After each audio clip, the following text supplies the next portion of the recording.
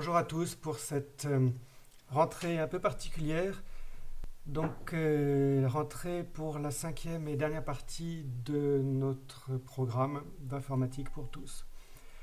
Cette dernière partie sera assez différente des précédentes. Nous allons provisoirement laisser de côté les questions de programmation, d'algorithmique. Nous allons provisoirement laisser de côté le langage Python aussi. On pourra éventuellement le réintégrer en fin de période. Ce que nous allons faire maintenant, à savoir donc travailler sur les bases de données, on pourra peut-être le raccrocher, le faire depuis un programme en Python à la fin, mais dans l'immédiat, non. Ce qu'on va faire, donc, c'est vraiment découvrir des problèmes différents, une logique différente, une approche différente, et puis des outils différents aussi. Les cours seront des cours de théorie et ils seront accompagnés de TD que vous aurez à faire par vous-même, donc au tout début chez vous, après on verra, qui seront donc des TD de manipulation avec des outils nouveaux qu'on vous présentera. On fera éventuellement pour la toute première fois une petite vidéo de manipulation pour vous montrer un petit peu comment utiliser l'outil avec lequel on va faire au moins les 2 tiers, je dirais, de cette dernière partie. Alors, le dernier tiers éventuellement pourra être peut-être plutôt depuis des programmes en Python, ce qui est plus intéressant peut-être. Donc la dernière partie de l'année porte sur les bases de données.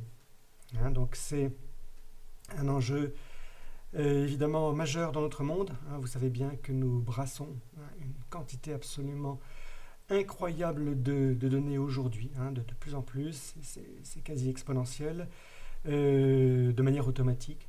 Tout ce que vous faites en permanence engendre des données qui, pour une bonne partie d'entre elles, sont manipulées, parfois stockées, etc. Les moindres, bon évidemment, les moindres manipulations en lien avec des outils numériques essentiellement, mais évidemment, constamment, cela engendre donc ce trafic et ce stockage parfois de données. Donc c'est ce qu'on va faire là, et je précise que c'est quelque chose donc de nouveau, et si certains d'entre vous donc avaient pu trouver que d'autres parties de l'année étaient plus complexes ou les déroutaient, certains n'ont pas forcément d'affinité particulière avec la programmation, profitez de cette dernière partie qui accompagne le printemps, avec justement pour peut-être repartir de zéro. C'est une partie qui souvent plaît. Elle plaît souvent aux étudiants parce que c'est plus ludique. Parfois, les manipulations sont plus ludiques. Malgré tout, donc on va en arriver aussi à des formulations codées, mais ces formulations sont elles-mêmes plus ludiques, vous verrez. Souvent, elles prennent la forme de suites de mots qui ressemblent beaucoup à des phrases en anglais, donc c'est vrai que c'est plus intuitif parfois. Donc je sais que parfois certains apprécient cette partie.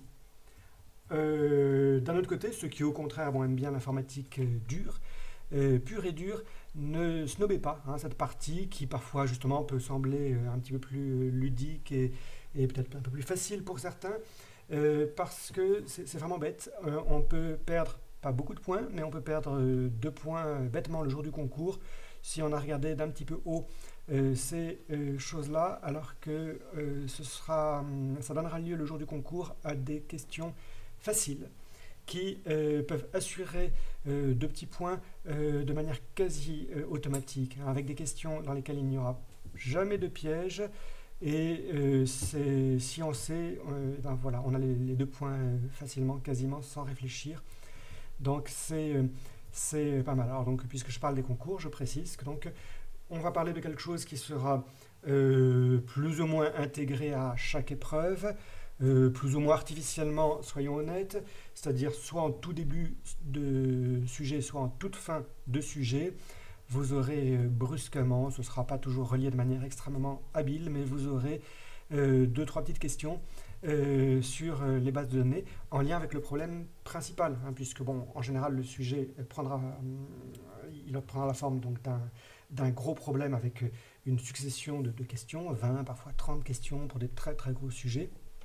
Et donc encore une fois, c'est assez artificiel, il faut le dire, mais vous aurez comme ça, soit en début, soit en fin, des questions sur les bases de données. Hein. Donc une partie qui ne joue pas un rôle démesuré, soyons honnêtes, mais qui joue un rôle réel et qui peut, de manière sympathique, vous donner, encore une fois, de manière assez automatique, ces points-là. Alors, de quoi s'agit-il? Il s'agit de vous présenter les problèmes que peuvent présenter le stockage donc, de ces données de plus en plus massives et nombreuses, et de voir quelles sont les solutions qui ont été retenues par les informaticiens donc, au cours des 30 dernières années, disons, pour réussir de manière optimale à lever ces difficultés. Je vous ai mis comme image d'accueil ici quelque chose que vous avez très probablement pour la plupart d'entre vous jamais vu. Hein. Donc, M. Chastel et moi-même avons largement manipulé ces choses-là, hein, vous sans doute pas, je pense. Mais bon, peut-être que vous reconnaissez malgré tout ici des petits tiroirs qui contiennent des fiches de bibliothèque. Donc, il y a bien longtemps, hein, avant votre naissance peut-être, quand on voulait emprunter un livre à une bibliothèque ou le consulter simplement dans une bibliothèque universitaire par exemple, on devait compulser ces petites fiches, hein, rangées de manière plus ou moins intelligente. Bon, évidemment, l'ordre alphabétique est ici là pour nous secourir. On devait manipuler ces fiches à la recherche d'un auteur ou d'un titre, et puis si on avait la chance de le trouver, parce qu'on ne pouvait pas le savoir à l'avance, mais donc si on trouvait effectivement le livre qui nous intéressait, on avait en général des informations. Alors j'ai prévu donc à l'intérieur d'un de ces tiroirs, ça ressemblait à ça c'est vraiment très très vieux. Hein, ça. Par contre, bon voilà, de manière tout à fait typique, ce que moi j'ai connu pendant toute mon enfance, hein, dans les collèges et lycées, et puis aussi quand j'étais étudiant. Donc ça ressemblait plutôt à ça. Hein. Et donc si on avait la chance de trouver le livre qui nous intéressait, on avait des informations dessus, vous le voyez en haut, je suppose, hein, je ne me souviens plus bien, mais je suppose qu'ici, il y a des indications portant sur l'emplacement de l'ouvrage qui nous intéressait. Bon, l'auteur et le titre, bien évidemment. Et puis, bon, alors évidemment, on devait, je ne sais plus comment ça marchait, on devait sans doute prélever la fiche, ou je ne sais pas si c'était le bibliothécaire qui le faisait. Puis il écrivait notre nom, hein, on empruntait le livre, donc il écrivait notre nom, et puis la date de retour attendue, hein, et puis la date de retour effectif qui était ici tamponnée. Ah, je crois qu'en fait il devait peut-être glisser cette fiche dans l'ouvrage, donc on savait nous quand on devait la rendre. Enfin, le détail importe peu ici. Bon, mais là on est évidemment dans quelque chose qui n'est pas de nature informatique. Alors, si on voulait se demander comment manipuler de manière informatique quelque chose de ce genre, hein, même d'aussi rudimentaire que cela, la question se pose. C'est pas évident. Hein. Comment modéliser, hein, et comment, de manière donc pratique, réussir à implémenter un système permettant de manipuler ces données-là. Donc vous savez manipuler des données présentes en mémoire, évidemment avec des listes, par exemple. Hein, vous connaissez cela, mais enfin, même avec des listes, ce ne serait pas forcément archi commode de gérer ces différents éléments. Hein. Donc des informations très très statiques qui ne bougent pas et qui donc sont des caractéristiques de l'ouvrage, ou de l'ouvrage d'un point de vue logique, hein, l'auteur et le titre, ou d'un point de vue physique, à quel endroit il se trouve. Et puis des informations plus dynamiques, j'attire votre attention, non seulement elles sont dynamiques par leur nature, mais en plus elles sont aussi en quantité variable. Hein. Donc tous les livres ne seront pas aussi empruntés les uns que les autres. Et puis dans l'histoire du livre, eh bien, de manière dynamique, à intervalles réguliers intervalles très irréguliers, justement, enfin, je veux dire, de temps en temps. De temps en temps, donc il faudra compléter, il faudra ajouter de nouvelles informations ici.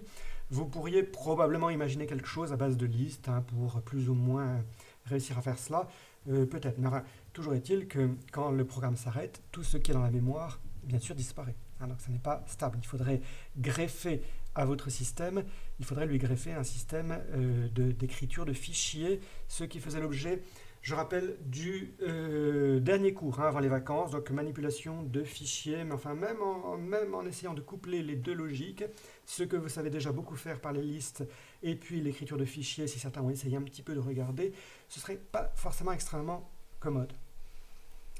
Bon, je vous propose de réfléchir avec comme première piste de départ quelque chose d'assez, je dirais, consensuel dans la mesure où nous verrons tous de quoi nous parlons, j'espère. Quelque chose de simple qui fournit un premier modèle acceptable. Il est loin d'être ridicule, mais dont nous allons montrer les insuffisances.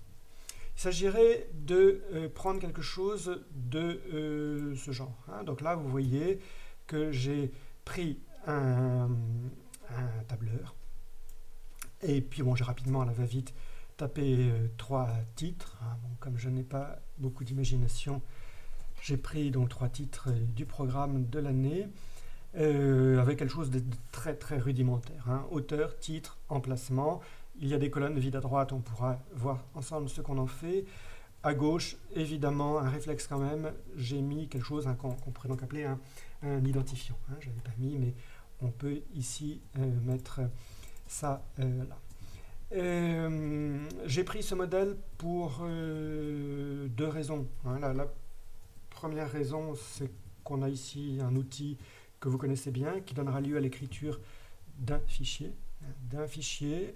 Ce fichier est plus ou moins facilement manipulable, vous le savez si vous avez déjà utilisé ce type d'outil. On peut ajouter des lignes, on peut écrire à droite également sur des colonnes supplémentaires si on le veut. On peut corriger si on s'est trompé.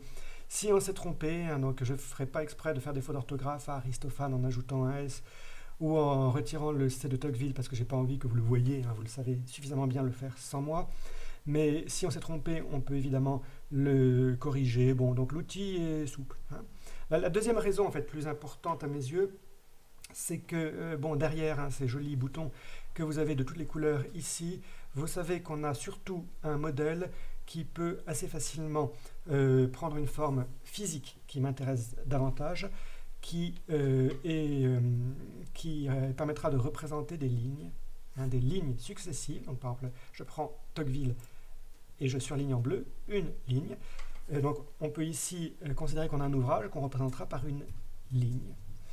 Et vous savez bien que l'on peut convenir d'un symbole qui permettra, dans un fichier, de séparer différentes colonnes. On appelle ça un séparateur. Le plus courant aujourd'hui de très loin, c'est le point-virgule par exemple.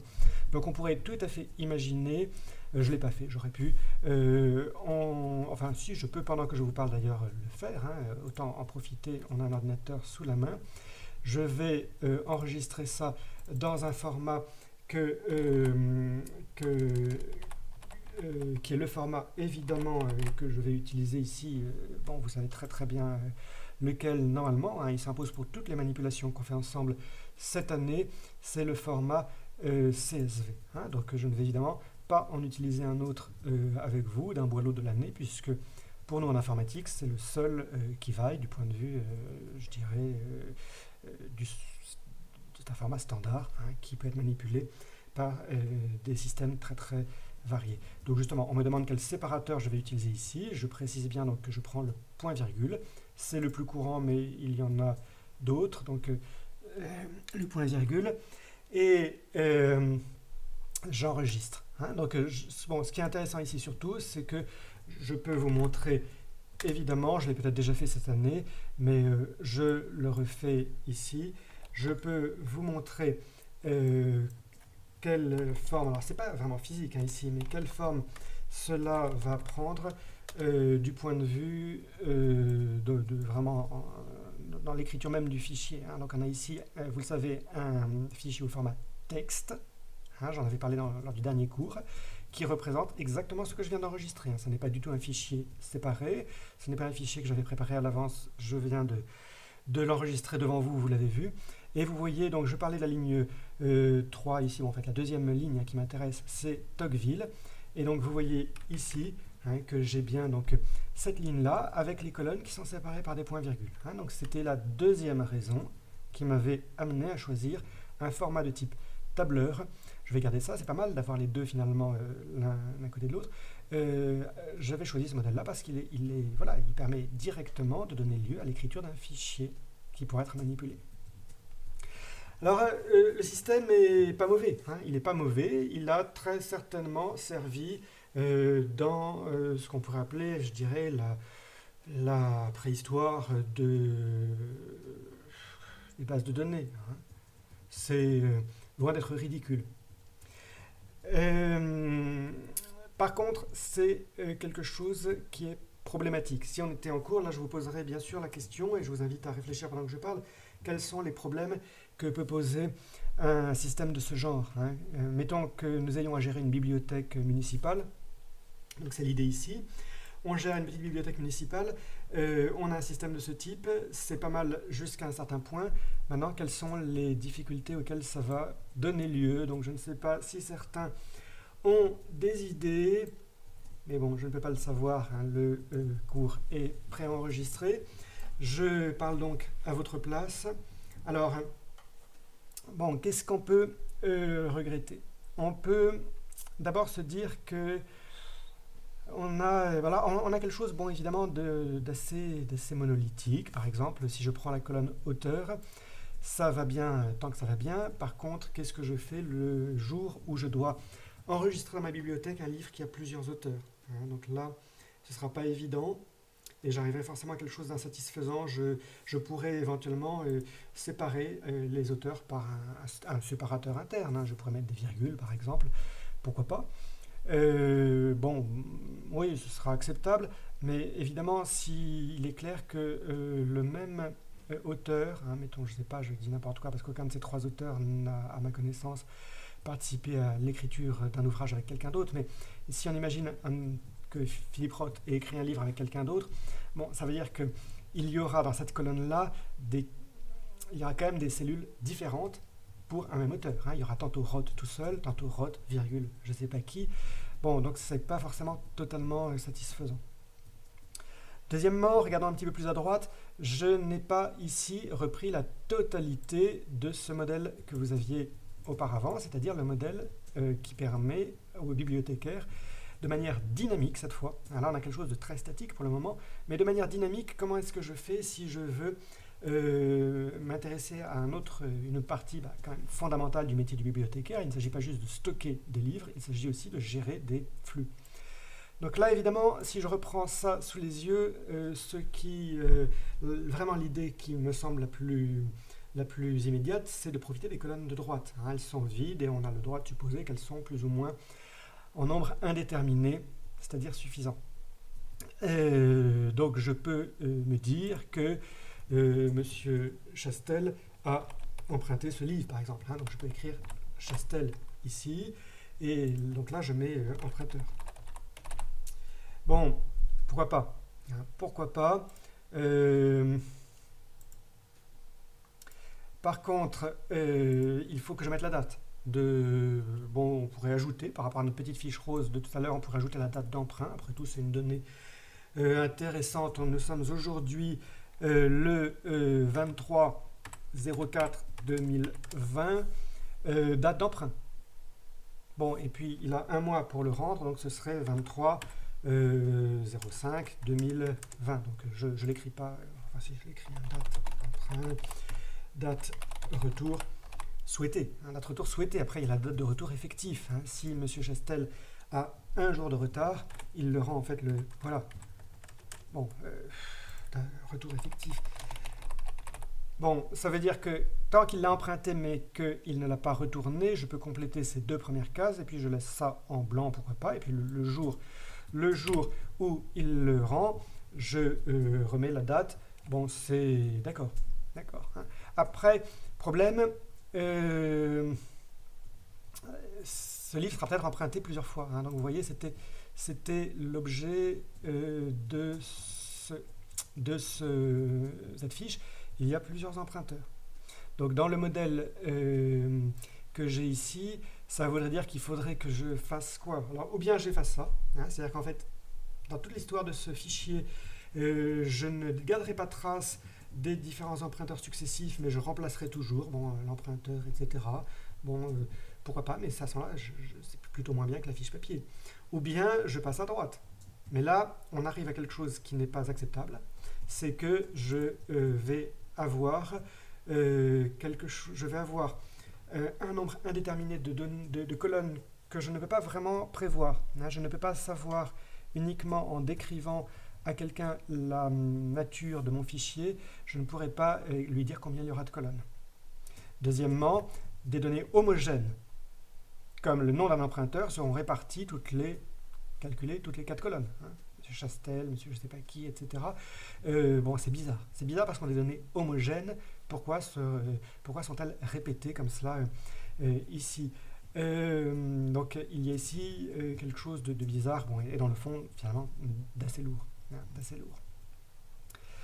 Quoi d'autre? En général, vous savez, quand on s'inscrit à une bibliothèque municipale, non seulement nous donnons notre nom, hein, je le mets ici en jaune, tiens, mais souvent nous devons donner notre adresse, parce que si je ne rends pas le livre, évidemment, je dois recevoir une lettre de rappel. Il faut donc que je laisse mon adresse. Où est-ce que je la mets? Alors là, ce qui serait vraiment, vraiment horrible de mon point de vue, ce serait comment est-ce que j'ai pas l'habitude des tableurs, hein, mais donc je vais, comment est-ce qu'on fait? Insérer des colonnes. Est-ce que c'est bien cela? Ah, parfait. Je peux insérer ici une colonne et... ah non, je la voulais de l'autre côté. Bon, tant pis. Hein. Comment est-ce que je vais faire ça? Je pourrais ici mettre l'adresse. Hein, mais, alors, vous imaginez, donc, je vais mettre l'adresse. Hein, donc là, ça ne vous regarde pas. De Monsieur Chastel. Ça veut dire que s'il y a un deuxième emprunteur, je vais ici remettre le nom de cet emprunteur et ici remettre son adresse. Bon, c'est pas possible. Alors, rebasculons sur l'autre idée. Nous n'allons pas garder trace des différents emprunts successifs des cavaliers d'Aristophane. Nous allons simplement savoir qui l'a emprunté en ce moment. Et donc, je devrais retaper ici l'adresse du client, de l'emprunteur, hein, pardon, ce n'est pas un client, c'est un usager, à chaque fois. Alors là, il va y avoir un autre problème qui apparaît. Non seulement ça devient finalement beaucoup plus compliqué que ça en avait l'air au début, mais en plus, vous voyez apparaître quelque chose qui, d'un point de vue informatique, n'est pas acceptable. C'était déjà présent de manière implicite dans la base jusqu'à présent, mais vous ne l'aviez peut-être pas vu. Ça va devenir de plus en plus parlant. Je peux vous le montrer tout de suite. C'est, supposons que M. Chastel, hein, qui est un grand lecteur de littérature, souhaite aussi emprunter de la démocratie en Amérique de Tocqueville. Donc je vais réécrire son nom ici. Et je vais, bien sûr, par cohérence, devoir réécrire son livre ici. Vous me dites que je ne suis pas obligé parce que je l'ai au-dessus, mais imaginez que j'ai 50 000 livres et qu'en réalité, les deux lignes soient séparées par des milliers de lignes. Bon, je ne peux pas facilement savoir que j'ai l'adresse quelque part d'autre, et puis surtout, je ne peux pas me le permettre. Parce que imaginez que je me dise, je n'écris pas ici cela parce qu'à la place, je vais juste mettre CF Supra. Maintenant, imaginez qu'ils rendent les cavaliers d'Aristophane et que quelqu'un d'autre emprunte les cavaliers d'Aristophane, donc monsieur Y va emprunter cela avec sa propre adresse, là, j'aurais perdu, bien sûr, l'adresse de monsieur Chastel. Donc, je suis obligé de recopier à chaque fois l'adresse en question. Or, il y a ici quelque chose que les informaticiens n'aiment pas du tout qui apparaît, qui est de la redondance. L'adresse de monsieur Chastel sera présente en 2 endroits de la base. Or, une adresse, c'est long. Hein, c'est long, ça fait quand même une 30aine de caractères en moyenne à vue de nez. Hein, donc, c'est beaucoup trop long. Hein, c'est beaucoup trop long. Hein, 30 caractères, c'est rien par rapport aux quantités de données que vous avez l'habitude de manipuler. Hein, je rappelle que une vidéo contient plus de 1000 fois plus de données que ce que je viens de dire. Non, 1 million, pardon, plus d'1 million de fois cela. Mais c'est quand même pas acceptable d'utiliser 30 ou 40 caractères pour ça. En fait, c'était déjà présent ce problème de redondance ici, parce que, regardez, Aristophane a écrit plusieurs comédies. Vous les savez, hein, vous en connaissez au moins une autre, qui s'appelle l'Assemblée des femmes. Alors, attendez, comment ça marche un truc pareil, ligne en au-dessus. Hein, voilà, alors, donc voilà, Aristophane. Alors, autre problème, hein, j'ai voulu ici, de manière logique, ajouter Aristophane ici, mais qu'est-ce que je mets comme identifiant? En fait, ce n'était pas du tout une bonne idée. Ce que j'aurais dû faire, c'était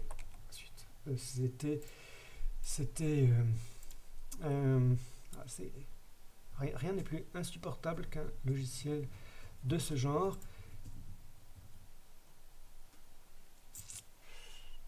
Qu'est-ce que c'est que ça? Bon, je ne sais pas comment on peut avoir l'idée d'utiliser un truc pareil. Alors, voilà, si je veux ajouter l'Assemblée des femmes, je dois l'ajouter ici, hein, puisque évidemment l'identifiant, les identifiants 1, 2 et 3 étant déjà pris, il faut que j'utilise maintenant l'identifiant 4 pour mettre l'Assemblée des femmes. Vous voyez que la redondance apparaît, puisque le nom d'Aristophane apparaît 2 fois. Pareil, je n'ai pas compté les lettres d'Aristophane, mais c'est beaucoup trop. Hein. C'est beaucoup trop de répéter plusieurs fois la même chose. Donc, nous avons un problème qui se pose ici, qui est le problème de redondance. Qu'est-ce qu'on a vu? Problème de structure. Hein. Structure, il n'est pas évident parce qu'en fait, avec notre histoire d'emprunt, il y avait quand même 2 logiques différentes. D'une part, à gauche, vous aviez la description statique d'un ouvrage. D'autre part, à droite, vous aviez le devenir, hein, la vie de cet ouvrage de manière dynamique dans le temps. Depuis le début, c'était assez hétérogène et on sentait que ça pouvait difficilement coller comme ça. Deuxième problème, la redondance. Il est clair que plus les données vont croître, plus on aura des phénomènes de redondance qui seront en réalité très très problématiques. Très très problématiques, parce qu'en imaginant que j'arrive, et c'est quand même le but, à stocker tout le devenir de ce livre, je ne vais quand même pas me permettre d'avoir l'adresse de M. Chastel qui fait 30 ou 40 caractères recopiés des centaines de fois. J'ai dit que c'était un gros lecteur, et il l'est vraiment. Donc je ne peux pas me permettre de recopier indéfiniment la même chose, c'est stupide. Donc voilà, et puis encore une fois, l'adresse, ça n'est pas tout. En général, il y a le nom, le prénom, il y a le numéro de téléphone, etc., etc. Donc, redondance. Alors après, quoi d'autre? Si on voulait vraiment y aller, des problèmes, il n'y a que ça, hein, ici. Des tableurs, bon, vous avez vu que je n'aime pas tellement ça, j'ai pas l'habitude. On m'a néanmoins forcé, hein, dans mon métier, à en utiliser à certains moments, par exemple, quand nous devons évaluer des candidats qui veulent entrer en sup, hein, c'est quelque chose que vous connaissez, enfin qui vous concerne, disons, autrefois, c'est-à-dire, je ne sais pas, il y a 15 ans, il y a 15 ans encore, on devait le faire comme cela. C'est-à-dire qu'en fait, on avait la liste des candidats dans un tableur, hein, ils étaient là, exactement comme ça, des numéros de matricule à gauche, des noms, prénoms, toutes sortes d'informations avec des moyennes, etc. Je ne me souviens plus dans les détails. Et puis, on avait tout à fait à droite, hein, voilà, avis de M. Baruchel, par exemple. Hein. Donc, ici, on devait mettre une lettre, par exemple. Alors, c'est pénible, ce truc. Voilà. On devait mettre une lettre, hein, par exemple, donc A, B, C, etc. Mais bien évidemment, le même dossier pouvait être vu, il devait être vu par d'autres personnes. Hein, donc je vais mettre ici avis M. Chastel. Monsieur Chastel. Et là, quelque chose que vraiment j'ai pu constater, parce que ça a l'air d'un problème artificiel ou inventé comme ça, c'est pas vrai. En fait, le travail demande du temps, puisqu'il y avait des centaines de candidats. Donc ça veut dire qu'on passait des heures sur ce fichier. Or, comment font plusieurs personnes pour travailler sur le même fichier? Dans le pire des cas, ils doivent être sur le même ordinateur. Ça, c'est vraiment pour un modèle ancien. Le fichier est où? Il est sur un ordinateur. Donc, la personne qui souhaite travailler doit avoir accès physiquement à cet ordinateur et bloquer à la fois l'ordinateur et le fichier pendant plusieurs heures. Dans un cas qui a également existé dans l'histoire du lycée naval, on pouvait accéder au même fichier par le réseau. Hein. Il était déjà sur un réseau et on pouvait y accéder depuis plusieurs ordinateurs différents, mais pas écrire simultanément. Le fichier, on y accédait depuis plusieurs machines, mais il était à un endroit. Et en fait, la logique même d'un logiciel de ce genre, qui est un tableur, qui est un outil de travail direct sur un fichier, faisait que si M. Chastel souhaitait accéder au fichier alors qu'il était ouvert par quelqu'un d'autre, il était averti qu'il ne pourrait l'ouvrir qu'en lecture seule, mais qu'en écriture, il était provisoirement bloqué, puisque donc quelqu'un d'autre y avait, et ça aurait été dramatique que plusieurs personnes écrivent simultanément, pour une raison simple, c'est que ça aurait forcément créé des conflits qui auraient donné lieu à des suppressions de données. Donc, autre problème, troisième problème, hein, qu'on peut relever ici, c'est l'impossibilité d'un travail qu'on pourrait appeler aujourd'hui multi-utilisateur, pour prendre un mot à la mode. Donc on a ici quelque chose qui est bien tant que les besoins sont extrêmement limités, mais qui devient intenable à partir du moment où on a un système fortement sollicité.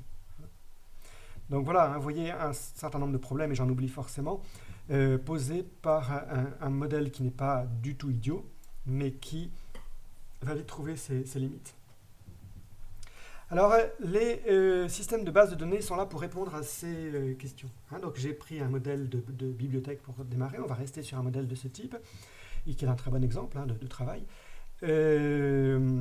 Mais donc, envisagé désormais donc, par des solutions beaucoup plus modernes qui sont apparues depuis un long moment et qui ont donné lieu à des techniques nouvelles. Et il y a des métiers nouveaux. Informaticien, ça veut dire quoi? Ça ne veut pas forcément dire que programmeur de Python.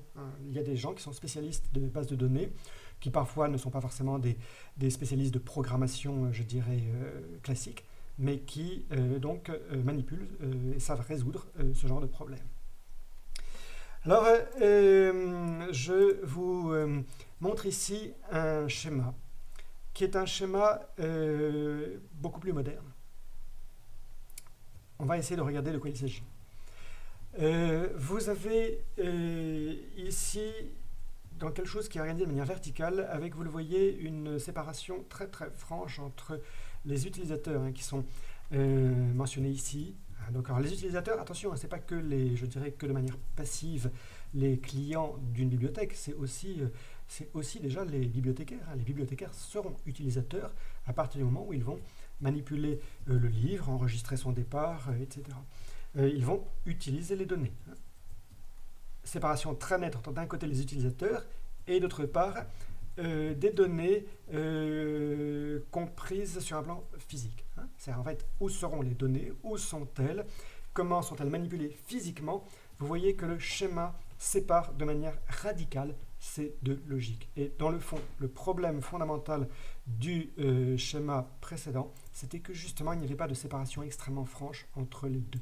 L'utilisateur du tableur était directement celui qui manipulait un fichier, et d'autre part, il était directement quelqu'un qui, en fait, prévoyait déjà plus ou moins comment le fichier allait être écrit. Quand même, sans être un spécialiste d'informatique, le simple fait d'enchaîner les lignes comme ça les unes après les autres, c'était déjà finalement prescrire au système une certaine logique physique d'écriture, alors même que justement, par définition, je viens de dire, on n'est pas forcément des informaticiens professionnels, et donc rien ne garantit que cette logique soit extrêmement optimale. Ici, c'est clairement tout à fait séparé. En fait, c'est séparé par, c'est séparé, cette séparation prend la forme de trois couches différentes, qu'on va essayer de regarder. Donc soit on part du haut, soit on part du bas. Moi, je préférerais partir du bas, mais bon, c'est peut-être plus intuitif de partir du haut. Donc partons du haut. L'utilisateur a affaire à une couche qui est ici, alors level, ça veut dire couche, niveau, qui est qualifiée ici d'extérieur, externe. Bon, déjà le mot est important, il va être totalement extérieur aux données physiques. En fait, ça ne le concerne littéralement plus du tout. Il n'a pas à savoir quelle forme physique elles vont prendre, où elles sont physiquement, etc. Donc l'utilisateur n'a pas accès, il a accès à quelque chose d'extérieur. Il a accès à des vues. On a déjà employé le mot vue à propos du module NumPy. On a déjà vu que les mêmes données pouvaient être vues de manière différente, et je pense que le rapprochement est intéressant. Justement, tout est là. Tout est là. L'utilisateur pourra accéder à des vues différentes. Tiens, ça me donne d'ailleurs l'idée de revenir un tout petit peu en arrière. Autre problème ici, que j'avais oublié de mentionner, qui est quelle est la logique que je veux voir. Je prends le verbe voir. Qu'est-ce que je veux voir? Ici, je vois une liste de rien du tout, en fait. Je peux éventuellement, je ne sais pas comment ça marche, je pense qu'on peut trier. Je peux éventuellement trier par auteur, par exemple. Je peux trier par auteur, et donc si je trie par auteur, je choisis de privilégier une vue particulière. Ah oui, zut, ça marche pas, je l'ai mal fait. Bon, tant pis. Je peux donc essayer de trier par auteur. Et voilà, c'est ça. Donc là, c'est une vue. Remarquez que j'aurais pu préférer trier par emprunteur, c'est autre chose que je m'intéresse. Mais là, il y a un moment où je ne pourrais pas. Il y a un moment où je serais obligé de faire des choix. Qu'est-ce que je veux voir? Est-ce que je m'intéresse à un stock de livres écrits par un certain nombre d'auteurs? Est-ce que je veux mettre en avant plutôt une logique dynamique d'emprunteur, etc. Est-ce que je veux, pourquoi pas, sur un plan physique, travailler sur les rayons? Il y a un moment où ce système-là va me contraindre à quelque chose de prédéterminé. Tandis que dans le schéma que je vous propose, nous allons faire en sorte que l'utilisateur, justement, n'ait accès qu'à des vues, mais qu'en revanche, justement, il ait accès à des vues qui seront qui lui offriront des possibilités réellement indéterminées. C'est-à-dire que réellement, le même utilisateur, prenons le bibliothécaire, pourra savoir si un livre existe dans le stock. Il pourra savoir quel est le profil d'un utilisateur qui a beaucoup de retard, par exemple, etc. Il souhaite... Voilà. Il pourra... je ne sais pas, peu importe, toutes les questions qu'il pourra avoir envie de se poser, il pourra y avoir accès dans la mesure donc, où on lui offrira la possibilité de travailler sur des vues extérieures aux données physiques, mais en même temps, justement, donc, toutes les vues qu'il souhaite. Vous avez ici une deuxième couche qui ne concerne plus déjà l'utilisateur. Il n'a pas à le savoir. Si, je dirais que, mettons, l'administrateur de la bibliothèque, au sens, je dirais, ancien du terme, donc l'administrateur de la bibliothèque, en lien éventuellement avec un informaticien, si lui-même n'a pas les compétences, vont pouvoir, tous les deux, concevoir un certain schéma. Pour savoir exactement, l'informaticien ne connaît pas forcément les besoins du bibliothécaire, le bibliothécaire ne sait pas forcément exactement comment ça marche, mais les deux ensemble vont pouvoir concevoir un schéma donc, à un niveau qui est beaucoup plus conceptuel, qui est le schéma en fait, de l'organisation de la base de données. Comment va-t-elle être organisée? Bon, ça on va le voir après, mais donc justement, ce niveau conceptuel peut exister. C'est une autre couche qui est possible, mais qui ne concernera pas le métier au jour le jour de l'utilisateur et qui ne concernera même pas en fait la totalité des bibliothécaires. La plupart en fait n'en auront aucune idée. Là, je parle vraiment de l'administrateur et en fait l'administrateur le jour où il met au point la base de données, mais lui-même risque peut-être de l'oublier par la suite. Et puis vous avez une troisième couche qui est la couche interne, la couche physique surtout. Les données vont être écrites quelque part. Mais ce qui compte ici, c'est justement d'avoir fait l'effort de les séparer. Donc c'est plus compliqué. Mais en fait, plus on complique le système, plus en réalité on va à un autre niveau de l'assouplir, justement parce que plus on sépare, plus on crée des jeux possibles qui n'existaient pas à l'origine. Donc aujourd'hui, c'est le principe général d'une base de données. On s'arrange pour que les problèmes quotidiens d'un utilisateur ne soient jamais en lien avec des problèmes physiques. Je vous donne quelques exemples. Problème de vitesse d'accès, par exemple. Bon, quand vous faites une recherche sur un moteur de recherche, par exemple, vous êtes vous-même des êtres distingués qui vous posez des questions complexes. Pour vos TIPE, vous posez des questions particulièrement raffinées que peu de gens se posent. Mais je vous garantis que la plupart des utilisateurs se posent uniquement les mêmes questions. Tout ce qu'ils veulent savoir, c'est quelle est la taille de tel ou tel mannequin à la mode. Ils veulent savoir, je ne sais pas quoi d'autre. Et je pense que si on prend les 15 requêtes les plus fréquentes de Google, par exemple, je pense qu'en fait, chacune d'entre elles doit être demandée, je ne sais pas, 1000 fois par jour, sans problème. Est-il pertinent de solliciter un disque dur pour que 1000 fois dans la journée, il aille chercher la taille alors je n'y connais rien, je ne sais pas, Kim Kardashian, vous me dites qui vous voulez. Est-ce que c'est vraiment intéressant d'user un disque dur parce que le disque dur a une usure? Donc bien évidemment, les ingénieurs ont mis au point, les informaticiens ont mis au point des techniques extrêmement sophistiquées. Même ce schéma-là est très très loin d'être aussi monolithique qu'il en a l'air, parce que le niveau physique est géré de manière absolument complexe avec des systèmes qu'on appelle des systèmes de cache, par exemple, qui permettent aux requêtes les plus fréquentes de ne pas être immédiatement répercutées à un niveau physique, ni en lecture, ni en écriture. Ni en lecture, ça veut dire, lorsque c'est trop souvent demandé, on ne va pas prendre la peine de réellement solliciter les données physiques, on va les stocker en mémoire par exemple, dans une zone particulière de la mémoire, et donc ça permettra d'économiser le disque dur, ou bien en écriture. En écriture, ce sera un problème un peu différent, ce serait par exemple si il y a un système qui doit écrire toute la journée des toutes petites choses, donc vraiment des micro-opérations d'écriture, ça use énormément un disque dur. Donc plutôt que de faire quelque chose de ce genre, bien évidemment, là on va laisser le soin à des gens qui vont vraiment être des spécialistes de ce problème-là, de concevoir des systèmes permettant par exemple d'accumuler, de mettre en attente, disons, de mettre en attente toutes les micro-opérations. Il vaut mieux, il est largement préférable d'écrire d'un seul coup 50 000 lignes que d'écrire 50 000 fois une seule ligne par exemple. Mais ça, on ne peut pas demander aux bibliothécaires de faire une chose pareille. Donc en fait, on sépare ici vraiment les deux métiers. Ça, donc c'est aussi quelque chose d'important, donc de se préoccuper de la vitesse d'accès, de se préoccuper de l'usure du matériel éventuellement, et ainsi de suite. Toutes ces choses-là vont... et donc on peut vraiment avoir des métiers très très différents, 3 métiers tout à fait différents qui apparaissent ici.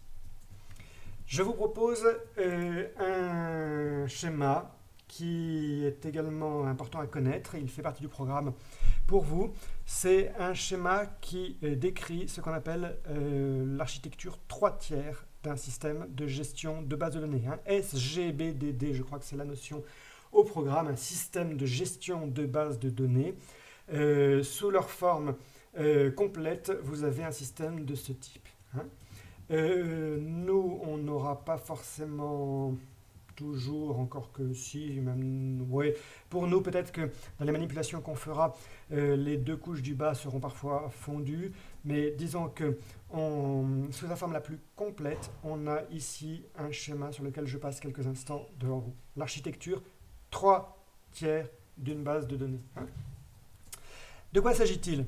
Il s'agit de séparer. Séparer, c'est compliqué, mais c'est compliqué ER, mais simultanément, c'est aussi assouplir énormément. L'idée, donc le schéma est renversé par rapport au précédent, l'utilisateur est en bas, les données sont en haut. Ça n'est pas rigoureusement un double du précédent, ce schéma était plutôt logique. Là, vous avez quelque chose qui va directement renvoyer à des logiciels informatiques. Nous avons littéralement 3 logiciels sous les yeux. L'utilisateur, commençons à nouveau par lui, il est en bas cette fois. L'utilisateur va avoir besoin d'accéder d'une manière ou d'une autre aux données, aux différentes vues qui l'intéressent. Un livre est-il en stock, est-il présent dans la bibliothèque? Un emprunteur, un livre est-il rendu par l'emprunteur, etc. Et il a besoin d'un logiciel. Ici, en parenthèse, ils ont mis navigateur parce qu'aujourd'hui, vous savez, on fait beaucoup de choses avec le navigateur. Donc c'est vrai qu'aujourd'hui, il n'est pas du tout inimaginable d'envisager qu'un bibliothécaire, par exemple, c'est tout à fait possible, qu'il travaille sur un navigateur Internet. Sauf que ce sera peut-être sur un réseau local, mais disons, peut-être qu'il va utiliser son navigateur, mais on s'en fiche. En fait, ce qui est important, c'est surtout l'idée qu'il va utiliser un logiciel qu'on appelle un client. Ce client, navigateur ou autre, va lui permettre d'accéder par un système de réseau à ce qui l'intéresse, c'est-à-dire ce qui est plus haut. Donc, il va utiliser ce client qui pourra d'ailleurs prendre des formes différentes. Vous savez, à partir du moment où vous avez une architecture réseau, ce qui est le cas ici, vous pouvez avoir des clients qui sont extrêmement différents. Extrêmement différents. C'est-à-dire qu'en fait, vous pouvez très très bien accéder aux mêmes données, mais de toute façon, vous le savez très bien, vous, par exemple, par les applications que vous avez l'habitude d'utiliser, vous savez très très bien qu'il y a des grands sites, par exemple, que vous pouvez très bien accéder à leurs données sur votre ordinateur fixe depuis un navigateur Internet et sur votre téléphone avec une application. Et vous savez très bien que les deux ne sont pas les mêmes. D'ailleurs, même votre navigateur, vous avez le choix. Vous pouvez choisir entre plusieurs navigateurs différents. Donc, là, ce système-là, ce qui est aussi très très bien, c'est qu'il rend possible une pluralité de solutions d'accès. Voilà pour le client. Il accède à un système qui va être une couche d'application. C'est-à-dire qu'en fait, les opérations logiques concernant votre base de données vont se faire ici. C'est-à-dire qu'en fait, le client ne fait qu'envoyer des requêtes à l'application. C'est-à-dire qu'en fait, si je suis bibliothécaire et que je souhaite indiquer qu'un livre est rendu, je vais, moi, depuis mon navigateur sur mon poste, faire une requête qui va indiquer que je souhaite marquer comme restitué tel jour, tel ouvrage. Cette requête va être envoyée quelque part, soit sur le même ordinateur dans le cas d'un petit système, soit très certainement sur un autre ordinateur. Ça veut dire qu'on a une architecture réseau et donc en fait, le client par lui-même ne va pas modifier les données. Il ne fait qu'envoyer une requête. Et cette tranche-là, ce deuxième niveau, ce deuxième tiers, pour prendre le mot programme, l'architecture 3 tiers, ce deuxième tiers va gérer la requête. Il va la recevoir et il va éventuellement la valider, il va donner un ordre d'écriture, ce qui n'est pas le cas ici. Le client ne donne aucun ordre d'écriture. Il le demande, ce qui est différent. L'ordre d'écriture ne va être effectif qu'à ce niveau-là. Je précise que ce qui est dommage dans ce schéma, c'est qu'on n'ait qu'une seule flèche ici. À partir du moment où on a une logique réseau et qu'on peut donc qualifier cette deuxième partie de serveur, ici nous avons un serveur, le serveur doit être en mesure d'interagir simultanément avec des requêtes qui lui viennent de tous les côtés. Il faudrait donc imaginer un dessin où il n'y aurait non pas un client, mais plusieurs clients au même niveau. Si vous-même vous êtes en train de prendre des notes, je vous invite très très largement à mettre base de données ici, un bloc, application, un bloc, et là, n'hésitez pas, ça ne fausse pas, au contraire, ce serait même plutôt mieux, je trouve, n'hésitez pas à mettre ici plein de petites cases, client, etc., avec donc plein de flèches à chaque fois dans les deux sens, la même flèche que celle-ci, mais à chaque fois entre tous les blocs, ce serait largement plus intéressant comme modèle. Nous avons effectivement une pluralité de clients qui peuvent simultanément envoyer des requêtes très très variées. Un bibliothécaire sur un poste va dire qu'un livre est rendu. Un autre bibliothécaire va consulter, ou même un client va consulter le catalogue, tiens, lui aussi. Ils vont accéder à la même application, mais par des postes très différents et par des applications très certainement très différentes, bien entendu. D'un autre côté, donc, un administrateur de la bibliothèque souhaite renouveler le stock, il souhaite pouvoir accéder à la liste des livres, il se contrefiche des usagers, il veut juste savoir pour les livres, etc. Il va accéder au stock, donc avec un outil éventuellement qui sera différent. On accède à la même application par des clients différents, je l'ai dit, sur un modèle client-serveur. Et encore une fois, on a ici des machines qui ne sont certainement pas les mêmes sur le plan physique. Dans la pratique, on a des applications qui peuvent être écrites dans à peu près n'importe quel langage. Bien évidemment, aujourd'hui, le langage Python est un langage qui est beaucoup utilisé. Pour développer des applications, c'est parfaitement adapté. Bon, après, traditionnellement, les applications réseau, ça peut être dans de très nombreux autres langages. Jusqu'à il y a peu, le langage PHP, par exemple, était un langage qui était extrêmement employé, et il l'est toujours, pour développer des applications de ce type. Mais bon, ce n'est pas forcément ce qu'il y a de plus moderne comme choix. Et il y en a d'autres. Mais donc, ce qui est intéressant dans l'évocation d'un langage qui s'appelle le langage PHP, c'est que ce langage a été spécifiquement conçu pour ça. Ce n'est pas un langage très pratique pour faire de nombreuses autres choses, mais il est extrêmement pratique pour s'insérer exactement ici. Recevoir des requêtes et les répercuter.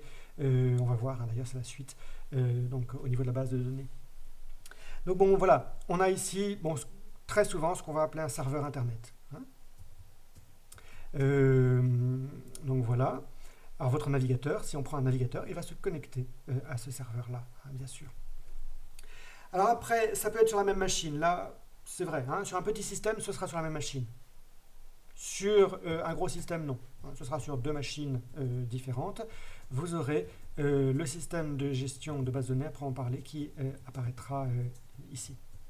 C'est-à-dire qu'en fait, si vous suivez bien, comme on a une architecture réseau, dans un très très gros système, l'application va elle-même devenir client pour un serveur ultime qui sera ici, qui sera caché. Le grand public n'aura jamais le moyen d'accéder directement à la base de données. Il sera obligé de passer par la couche d'application. Ça veut dire qu'évidemment, ces requêtes seront aussi filtrées. Si j'essaie d'attaquer un système, donc évidemment c'est aussi une réalité du monde informatique, l'attaque, évidemment, ce qu'elle vise, c'est de réussir à accéder là. Le problème, c'est qu'elle doit d'abord passer par là.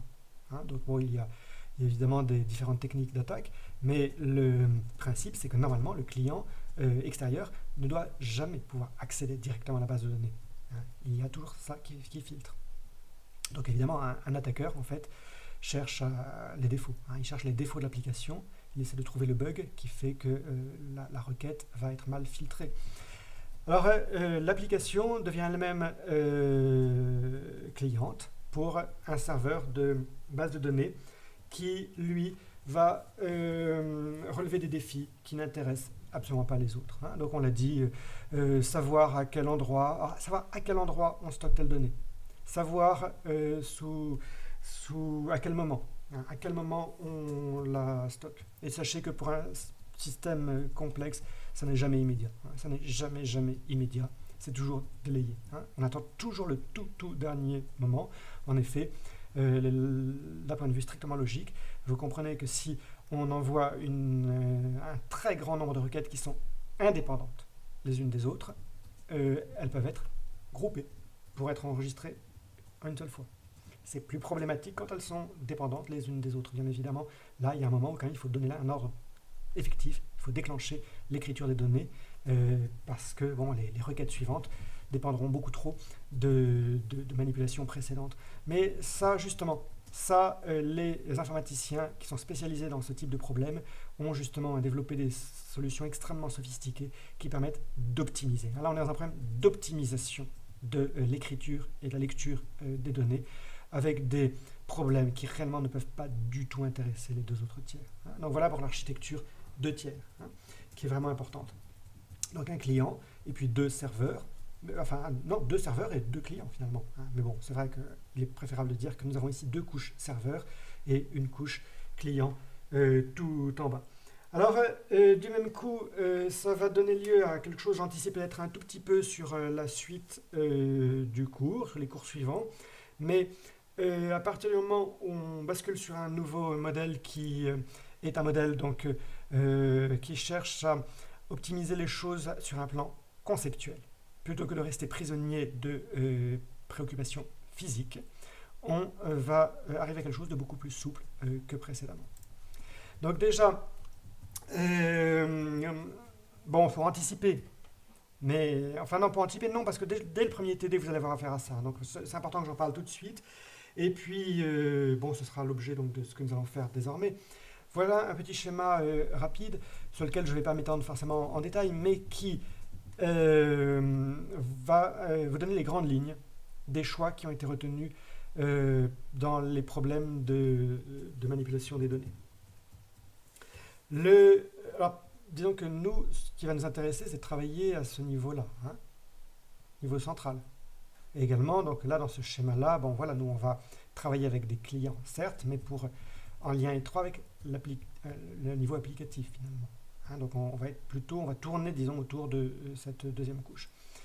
Donc, il est important que nous connaissions la structure logique. Elle était qualifiée de conceptuelle aussi dans le schéma aussi que je vous ai montré tout à l'heure.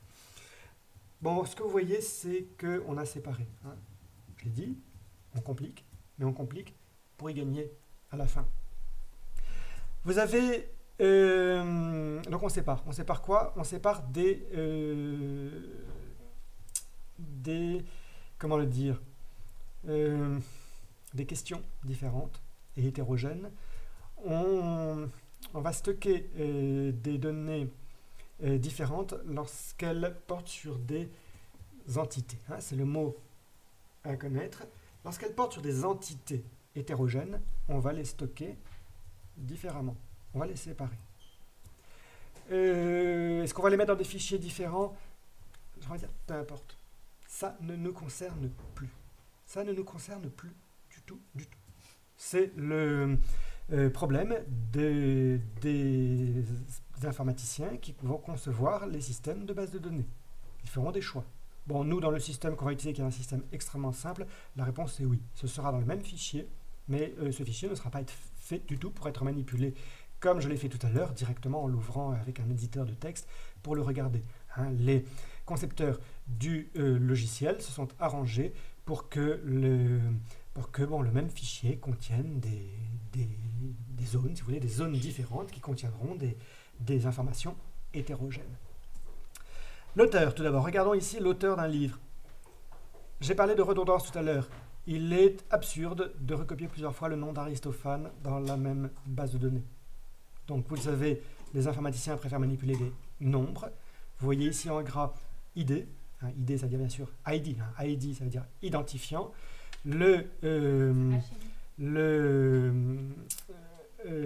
Un auteur, bien sûr, devra être manipulé d'un bout à l'autre par un identifiant et très certainement pas par son nom. Le nom doit exister quelque part, il doit être accessible, ne serait-ce que parce que l'utilisateur, c'est ça qui l'intéresse lui, donc lui, il va avoir une vue là-dessus, d'accord? Quand on lui parlera d'un livre, il veut voir le nom de l'auteur, d'accord? Mais d'un point de vue logique, non. D'un point de vue logique, l'auteur sera systématiquement remplacé par un identifiant, ce qui fait que quand on manipulera des livres, je bascule dans cette partie du schéma, vous voyez ici en rouge, qu'à chaque livre sera associé un identifiant d'auteur, et donc ce ne sera que lui qui sera répercuté à chaque fois. Donc le phénomène de redondance évoqué tout à l'heure disparaît. Les titres d'Aristophane ne doivent pas être écrits sur la fiche de l'auteur. Un auteur, c'est un auteur. Il est caractérisé par un nom, par une date de naissance, de mort, par tout ce que vous voulez.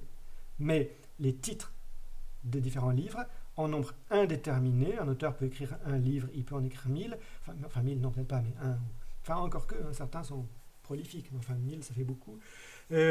Il peut en écrire un ou il peut en écrire 100, ça existe. Bien évidemment, donc on va séparer les deux choses. Donc le livre, c'est le livre. Il est caractérisé par quoi? Par un titre, bien sûr, par une date d'achat, pourquoi pas, etc. Ce que je ne vois pas ici, où est-ce que ça pourrait? C'est peut-être ce truc-là, l'endroit où il est stocké.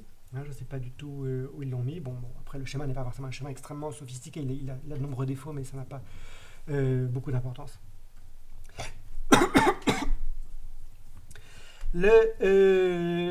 Autre logique, totalement séparée. Alors bon, petite remarque juste sur les chiffres que vous voyez ici.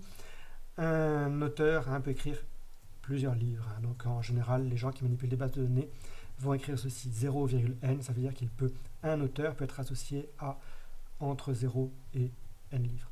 Alors, 0, si on écrit 0, c'est pas forcément un auteur, mais disons que on pourrait aussi imaginer que l'auteur existe. Aristophane, c'est un auteur, mais il se peut que la bibliothèque ait 0 livre, par exemple. Ça n'a pas beaucoup d'importance. Un livre ici est censé n'avoir qu'un seul auteur.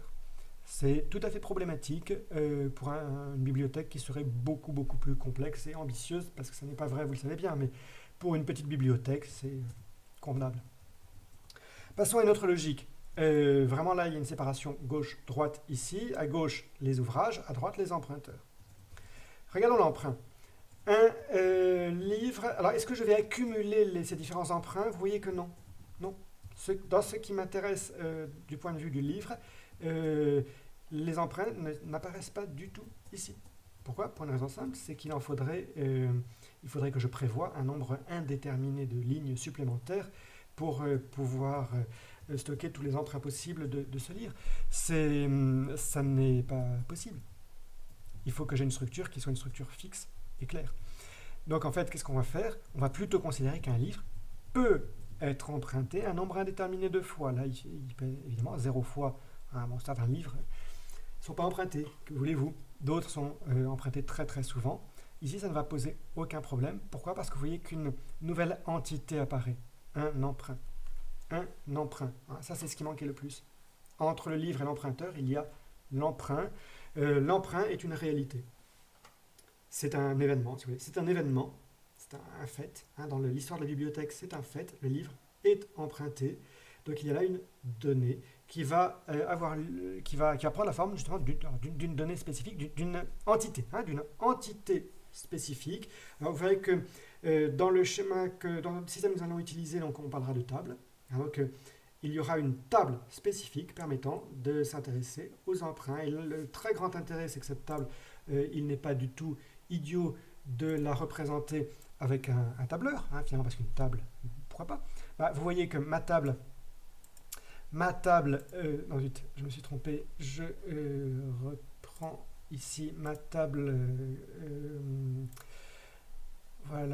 voilà une nouvelle table. je peux tout à fait considérer, là attendez, ça j'en ai plus besoin, ça je m'en fiche, voilà. Donc j'ai le schéma sous les yeux. Bon, un livre est emprunté, je me fiche de son auteur. Du point de vue de la logique de l'emprunt, ça ne m'intéresse pas. Ce qui m'intéresse, c'est l'identifiant du livre. Hein. Il est là et il est ici en rouge. Le livre numéro 5412 est emprunté curieusement, je vais mettre, on va faire différemment. Nouvel emprunt. Un nouvel emprunt, il s'agit de l'emprunt numéro 98 565 dans l'histoire de la bibliothèque. Il est emprunté le 23 avril 2020. Date fin, il est censé, donc je suppose que la date de retour prévue, il est censé être rendu le 23 mai 2020. Date, non, je pense que c'est en fait ici une case vide pour l'instant. Voilà. Quand il sera rendu, on le complétera. Rendu, pour l'instant, je peux mettre non. Apparemment, si je suis le schéma que j'ai sous les yeux. Et là, j'ai 2 colonnes supplémentaires et je n'en aurai pas plus. De quel livre parlons-nous? On parle du livre 4215. Et puis, quelque chose dont on n'a pas encore parlé, c'est l'emprunteur. Par qui va-t-il être emprunté? Par l'emprunteur numéro 567. Voilà. Et puis, juste immédiatement après, au guichet d'à côté, simultanément, donc un autre bibliothécaire enregistre un nouveau départ. L'emprunt 98 566, le même jour, est emprunté, donc on emprunte un livre. Alors oui, je m'étais aussi manqué, je sais pas pourquoi ça. Ah oui, non, c'est peut-être ça. Non, je sais pas pourquoi ça me... Bizarre ce truc. Bon, même jour, donc voilà, un autre livre. On ne sait pas, il n'est pas encore rendu. Et puis il s'agit de qui? Il s'agit d'un autre livre qui n'a aucun rapport, voilà. Et puis un emprunteur différent. J'ai dit que c'était au guichet d'à côté.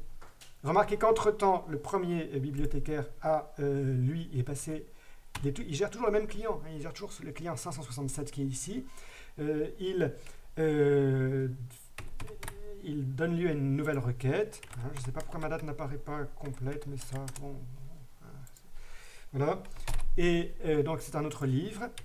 Et là, vous voyez, je remets le nom, je remets le même client, c'est le client 567.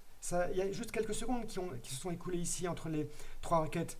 Mais vous voyez que, bon, entre-temps, encore une fois, le guichet de gauche a lui-même fait une requête ici. Et ce qui est intéressant ici, c'est qu'on a 6 colonnes. On a 6 colonnes et on aura toujours 6 colonnes tout au long de l'histoire de cette bibliothèque. Il y aura de plus en plus de lignes, par contre. Mais il n'y a que 6 colonnes.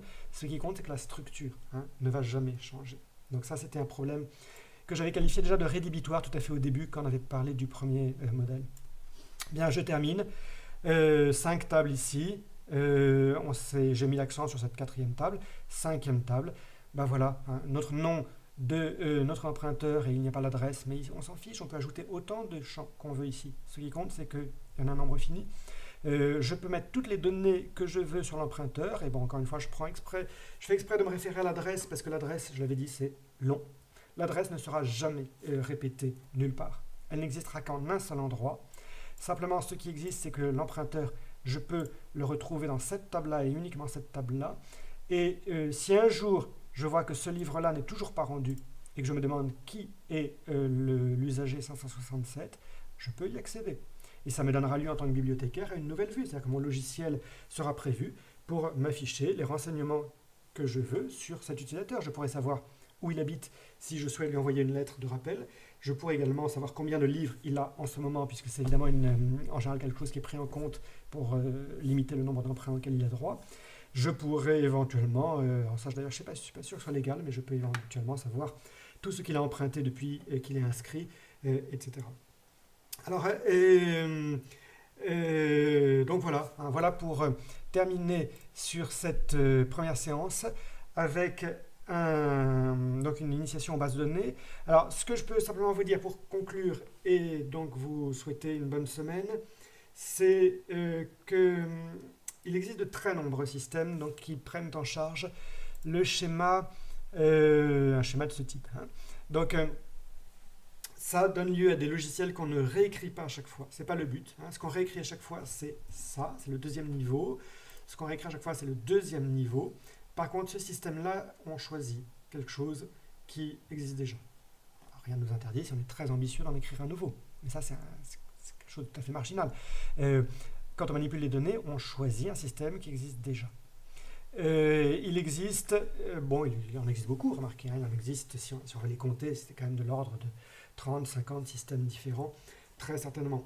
Les plus fréquents sont les systèmes qui appartiennent à une famille, qui s'appelle la famille des systèmes de base de données relationnels, alors, ce qui est globalement illustré essentiellement par ce schéma-là. Là, on a clairement un schéma qui est un schéma de base de données relationnel.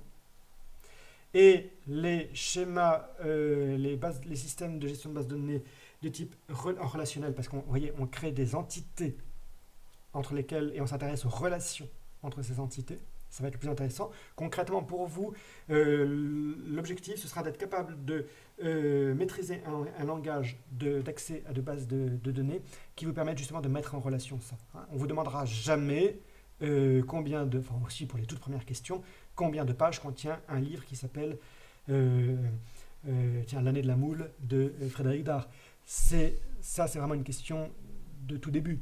Ce qu'on vous posera comme question sera plutôt combien de fois a été emprunté tel livre. Donc on vous demandera de mettre en relation des entités différentes. On parle ici donc de systèmes relationnels. Les systèmes de base de données relationnels le plus connus, ce sont ceux de la famille des langages SQL. C'est-à-dire qu'en fait, il y a un standard, si vous voulez. Il y a un standard qui s'est constitué dans les années 70 et 80 surtout, qui, je vais grossir ça, c'est un standard, c'est un standard, c'est pas un logiciel, c'est un standard, le standard SQL, donc ça veut dire Structured Query Language. C'est un langage standardisé qui a été mis au point, vous le voyez donc dans les années 70-80, et qui, alors normalisé surtout, c'est toujours ça qui est important en informatique, il a été normalisé, standardisé en 86, et qui permet justement de formuler. C'est un langage qui permet de formuler des questions qui sont les questions que pose le schéma de tout à l'heure. Donc, ce langage permet de poser toutes les questions imaginables qu'on va avoir là-dessus. Une question aussi compliquée en apparence que de savoir quels sont les auteurs préférés de M. Chastel. Je prends cette question parce que vous voyez, regardez le nombre de séparations qu'il y a entre les tables. M. Chastel apparaîtra ici, dans cette table-là. Pour savoir quel est son auteur préféré, je dois me demander quels sont les livres qu'il a le plus souvent empruntés. Je dois donc m'intéresser à cette deuxième table. Mais cette deuxième table ne me dit pas quels sont les livres. Si, de manière indirecte, mais elle me donne surtout des dates d'emprunt. Je vais devoir sauter de cette table à celle-ci, puis de celle-ci à celle-là pour accéder concrètement au livre qu'il a emprunté, mais ça ne me dira toujours pas quel est l'auteur. Il faudra donc pour chacun de ces livres qu'il a emprunté que je puisse accéder à l'auteur en question. Je dois donc, vous voyez, il y a 3 degrés d'éloignement ici entre les deux tables qui m'intéressent. Or, le langage, le langage, il y en a un, mais il est implémenté de manière sous plusieurs formes. Il existe plusieurs implémentations de ce langage-là. Le langage SQL, donc, c'est un langage relationnel qui permet justement donc, de... Vous voyez, c'est un langage reconnu par la grande majorité des systèmes de gestion de bases de données relationnelles. Nous, c'est ça qu'on va voir. On va apprendre ce langage-là. Avec M. Chastel, nous avons choisi une implémentation de ce langage. Il existe un langage, mais il en existe de nombreuses implémentations. Ce n'est pas des variantes, c'est des implémentations. C'est-à-dire qu'en fait, des gens ont écrit des programmes permettant de décoder et d'agir, d'effectuer ça s'appelle des requêtes, effectuer les requêtes qu'un utilisateur va taper.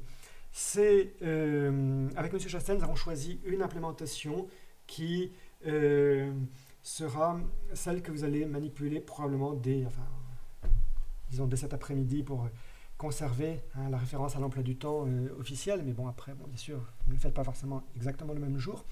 Mais le premier TD, donc dès le premier TD, on va manipuler un format, donc une base de données qui sera au format, qui sera dans un format qui est géré par un logiciel qui interprète le SQL. On a choisi un système qui s'appelle SQLite. Ce système est un système léger. C'est un système qui est pratique. Il est surtout très très pratique pour nous, pour vous. Il sera le plus facile à utiliser.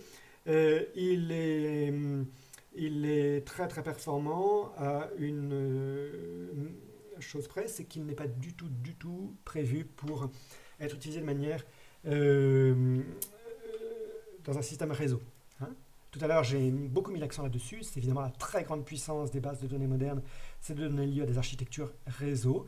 Nous allons en fait manipuler un système qui n'est pas fait pour être manipulé en réseau. Il est fait pour manipuler des tables, des bases de données qui prendront la forme de fichiers. Ce sera le plus pratique pour vous. On pourra vous envoyer des bases de données par Internet. Ce sera à chaque fois, une base, ce sera un fichier. Et vous pourrez l'ouvrir avec ce logiciel-là. Donc c'est un logiciel qui peut sembler modeste de ce point de vue-là. Il est beaucoup plus modeste que d'autres si on s'intéresse à la puissance, à la logique multi-utilisateur. Il n'est pas fait pour être multi-utilisateur. Par contre, il implémente de manière relativement complète le langage SQL et il est tellement performant par ailleurs qu'il est, vous le voyez, le système de base de données le plus utilisé en quantité très certainement dans le monde. C'est-à-dire qu'en fait, vous pouvez être sûr que sur votre téléphone portable, par exemple, la plupart des applications que vous avez, si elles stockent des données de manière locale sur votre ordinateur, c'est très certainement avec ce langage-là. Le logiciel que j'utilise là pour vous faire des démonstrations, c'est le logiciel Firefox. Firefox stocke tout avec ce système-là. C'est-à-dire vos favoris, si vous avez des favoris, votre historique, tout ce qu'il a stocké, il le stocke directement là-dessus. C'est un très très très bon système que nous allons utiliser. Et alors ce système lui-même a donné lieu à des logiciels différents. Pourquoi ? Parce qu'il y a des gens qui souhaitent interagir avec ce logiciel de manière très très informatique en tapant des requêtes. Vous aurez à le faire aussi à la fin. Et donc ils peuvent utiliser des logiciels qui sont moins conviviaux, mais en général, je le rappelle, plus puissants. Mais bon, il y a quand même des gens qui ne sont pas forcément... ils s'intéressent un peu au SQL, mais ils n'ont pas forcement envie d'avoir une interface trop spartiate. Voilà, le même moteur engine en anglais, le même moteur SQLite peut lui-même être embarqué dans des applications extrêmement différentes. Donc nous allons vous en conseiller une avec laquelle vous allez faire les 2/3 à peu près des séances de TD. C'est un logiciel qui vous permettra de taper du SQL très vite, mais qui ne sera pas trop effrayant, dans la mesure où il y a quand même des endroits, des boutons, des onglets, des choses comme ça. Donc on peut quand même avoir un accès aux données un petit peu intuitif, disons au début avec la souris si vous voulez, mais il permet de taper du SQL. Par la suite, bon exemple aussi, nous terminerons en remarquant que tout simplement, dans la bibliothèque standard, c'est tellement important, c'est tellement utilisé comme système, que la bibliothèque standard de Python inclut un module SQLite. Donc on terminera avec tout simplement import SQLite 3, c'est le nom en fait, import SQLite 3 dans un programme Python, et on pourra en fait faire du SQLite depuis un programme Python. Dans la pratique, c'est souvent ce qui se fait. Il est très très rare que vous ayez des gens qui passent la journée à taper du SQLite ou du SQL tout court dans un logiciel X ou Y. En général, les choses dont on parle ici sont des problèmes qui sont résolus à ce deuxième niveau. C'est-à-dire qu'en fait, le SQL, il va être en fait toujours intégré dans une application. Et cette application, je l'ai dit, elle peut être écrite en PHP. C'est un mot que j'ai employé tout à l'heure. Elle peut être écrite en Python. Et donc, en fait, dans la pratique, très très concrètement, les informaticiens écrivent des programmes, mettons, en Python. Et quand ils ont besoin de gérer des données, ils vont d'une manière ou d'une autre, importer un module ou intégrer une bibliothèque, quelle qu'elle soit, qui leur permettra d'intégrer à leur code Python du SQL. On fera ça à la fin. Donc, je vous préparerai un deuxième enregistrement qui vous présentera le logiciel qu'on vous conseille. Donc, il s'agira d'un logiciel qui s'appelle DB Browser, mais je peux l'afficher tout de suite. Mais en fait, je ferai une petite vidéo. Voilà, vous voyez, DB Browser for SQLite. Ce sera le but d'une petite vidéo de 15 minutes de manipulation. Bien, je vous remercie. Je vous souhaite, bien sûr, tout ce que je peux vous souhaiter, une bonne fin d'année, puisque c'est la rentrée. Et puis, bon, quand même aussi un bon courage pour ce confinement qui n'est pas tout à fait terminé pour vous et pour vos proches. Et donc, je vous dis à bientôt, puisque nous allons nous revoir par vidéo interposée tout de suite.